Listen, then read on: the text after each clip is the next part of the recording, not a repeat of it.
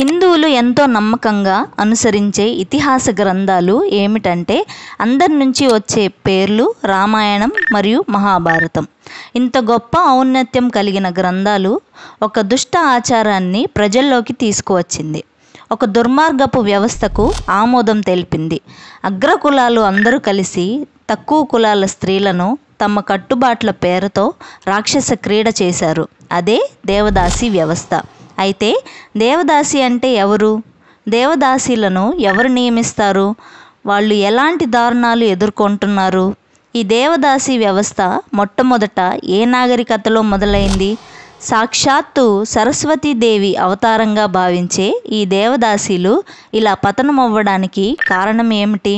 దేవదాసి వ్యవస్థ అనేది మతం ముసుగులో జరిగే వ్యభిచారం అని చరిత్రకారుడు మార్టిన్ అన్న మాటల్లో నిజమెంత? శ్యామ్ సింగ్ రాయ్ మూవీలో చూసింది నిజమేనా? ఈ ప్రశ్నలన్నిటికీ సమాధానాలు తెలుసుకునే ప్రయత్నం చేద్దాం. వీడియో చాలా ఇంట్రెస్టింగ్గా మరియు ఇన్ఫర్మేటివ్గా ఉండబోతుంది. వీడియో నచ్చితే లైక్ చేయండి అండ్ మీ ఫ్రెండ్స్ అండ్ ఫ్యామిలీ మెంబర్స్కు షేర్ చేయండి అండ్ నా ఛానల్ను తప్పకుండా సబ్స్క్రైబ్ చేయండి. ఇంకెందుకు ఆలస్యం, let's get into the video. సుమారు క్రీస్తు శకం 7వ శతాబ్దంలో దక్షిణ భారతదేశాన్ని చోళులు పాండ్యులు పాలించే సమయం అది. అప్పుడు భారతదేశం కళలతో సిరి సంపదలతో గొప్ప గొప్ప ఆలయాలతో విరాజిల్లుతుంది. ఆ సమయంలో దక్షిణ భారతదేశంలోని ఒక ప్రాంతానికి తీవ్రమైన కరువు వచ్చింది. ఆ కరువు భయంకరమైన పరిస్థితుల్ని సృష్టించింది. ఆ పరిస్థితి కారణంగా ప్రజలు ఆకలితో దాహంతో జీవించారు. ఆ ప్రాంతాల్లోని చెట్లు జంతువులు నీరు లేక విలవిల్లాడాయి. ఆ సమయంలో ఇలాంటి విపత్తులను ఆపడానికి నరబలులు జంతు బలులు ఇస్తే ఆ కరువు నుంచి బయటపడొచ్చని భావించేవారు. అందుకని అవన్నీ చేశారు. అవన్నీ చేశాక కూడా ఫలితం లేకుండా పోయింది. ఆ కారణంగా రాజపురోహితులందరూ కలిసి ఒక నూతన పరిష్కారాన్ని కనుగొని ఈ విధంగా చెప్పారు. దేవునికి మన మీద కోపం వచ్చింది. ఆయన్ని మనం శాంతింపచేయాలంటే ఒక కన్నెపిల్లనిచ్చి వివాహం చేయాలని చెప్పారు. ఆ కన్నెపిల్ల ఎప్పుడూ దేవుణ్ణి తలుచుకుంటూ దేవుణ్ణి స్మరిస్తూ దేవుని సన్నిధిలోనే ఉండాలి.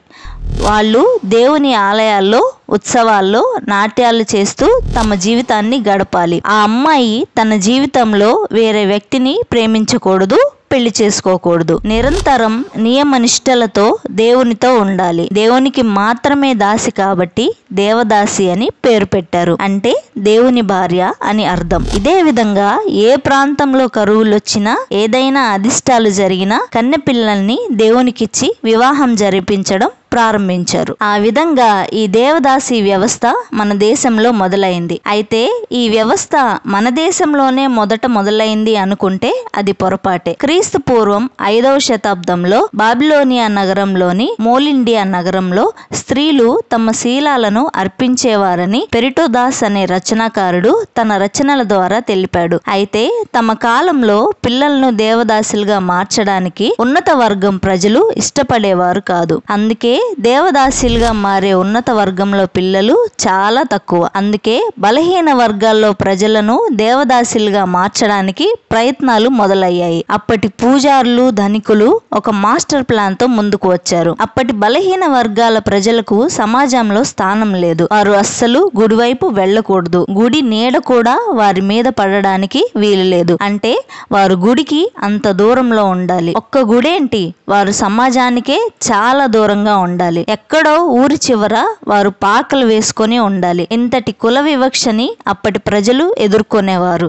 సమాజంలో మాకు కనీస హక్కు కావాలని వారు ఆరాట పడుతుండేవారు. అయితే ఇదే అదునుగా తీసుకున్న పూజారులు తక్కువ కులాల వారికి ఈ విధంగా చెప్పేవారు: మీ పిల్లలను దేవదాసీలను చేయండి. ఎందుకంటే కనీసం సమాజంలోకే అనుమతి లేని మీకు మీ పిల్లలు జీవితాంతం ఆ ఆలయంలోనే సంతోషంగా గడుపుతారు అని. పూజారికున్న మర్యాదలన్నీ వారికి దక్కుతాయని, దేవుని భార్యగా వారికి గుర్తింపు లభిస్తుంది అని చెప్పారు. పాపం ఈ అమాయకపు ప్రజలు వారి మాటలు నమ్మి ఎంతో సంతోషంగా వారి పిల్లలను దేవదాసీలుగా చేశారు. పేదరికంతో పోషించలేని తమ పిల్లల్ని దేవదాసీలుగా మార్చేవారు. ఇంకొంతమంది తమ పిల్లలను దేవదాసీలుగా మారిస్తే వారికి సకల సౌభాగ్యాలు మరియు ఎంతో పుణ్యం వస్తుందని నమ్మి దేవదాసీలుగా మార్చారు.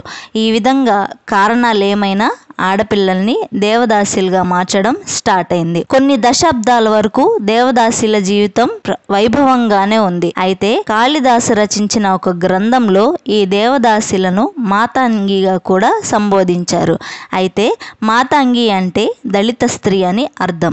ఈ దళిత స్త్రీలను సాక్షాత్తు సరస్వతీదేవి అవతారంగా పరిగణించేవారు. ఎంతో ఉన్నతంగా కొనసాగుతున్న ఈ దేవదాసి వ్యవస్థ ఇలా వ్యభిచార వ్యవస్థగా మారడానికి కారణం ఎవరు? ప్రజలను పాలించే రాజులు దేవునితో సమానమని, ఈ మాతాంగీలు రాజుల ముందు కూడా నాట్యాలు చేయాలని ధనికులు మరియు అగ్రకులాల వారు నిర్ణయించారు. అయితే ఈ మాతాంగులు సభల్లో నృత్యాలు చేయడం, మద్యం సేవిస్తూ రాజులు ఈ నృత్యాలు చూడడం మొదలుపెట్టారు. అయితే ఈ రాజులు ఈ దేవదాసీలతో తమకు ఇష్టం వచ్చినట్లు ప్రవర్తించడం మొదలుపెట్టారు. అయితే ఫస్ట్ రాజులు, తరువాత మంత్రులు, సేనాధిపతులు, భటులు వీరిని ఒక ఉమ్మడి వస్తువుగా వాడుకోవడం మొదలుపెట్టారు. అయితే విదేశీయులు ఈ ఆలయాల మీద దండయాత్ర చేసినప్పుడు ఆలయాల్లోని నగదు మొత్తాన్ని దోచుకునేవారు.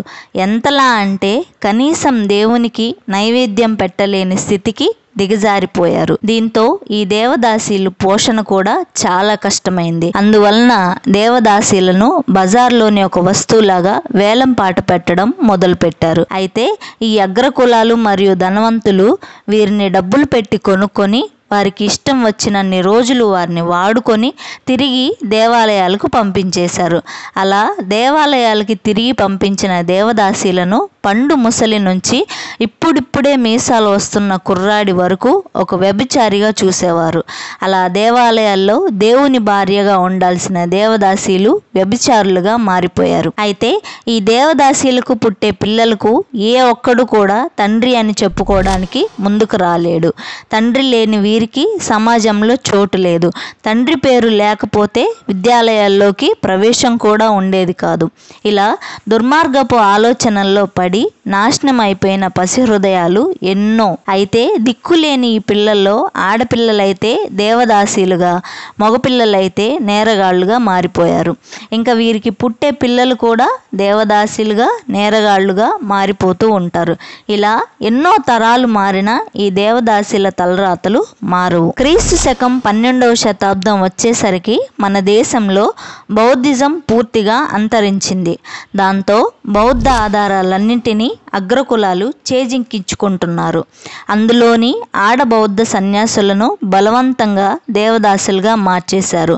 ఇంత జరుగుతున్నా ఒక్కరు కూడా తిరిగి ప్రశ్నించకపోవడానికి కారణం ఆ దేవదాసీలలో ఎక్కువ బలహీన వర్గాలకు చెందిన వారు కావడమే.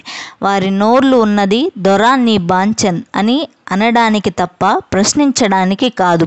వారి చేతులు ఉన్నది కాయ కష్టం చేసుకోవడానికి తప్ప మా పిల్లల్ని ఎందుకు దేవదాసులుగా చెయ్యాలి అని చొక్కా పట్టుకొని నిలదీయడానికి కాదు. ఒకవేళ అలా ప్రశ్నిస్తే వారితో మలమూత్రాలను త్రాగించేవారు. వారు నీళ్లు తాగే బావులను పూడిక చేసేవారు. ఇలా బలవంతంగా ఆడపిల్లల్ని దేవదాసీలుగా మార్చేవారు. దేవదాసీలను వివిధ ప్రాంతాల్లో వివిధ పేర్లతో పిలుస్తారు. అది మహరి, జోగిని, మాతాంగి, బసవి అని. మహరి అంటే మోహన నారి అని అర్థం. అంటే కోరికలను రెచ్చగొట్టడంలో నైపుణ్యం కలది అని.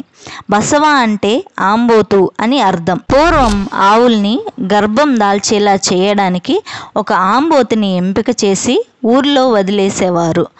అది వీధులన్నీ తిరుగుతూ ఆవుల్ని గర్భం దాల్చేలా చేసేది.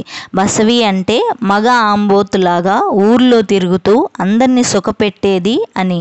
పచ్చిగా చెప్పాలంటే వ్యభిచారి అని. తెలంగాణలో దేవదాసీలను జోగిని అని పిలుస్తారు.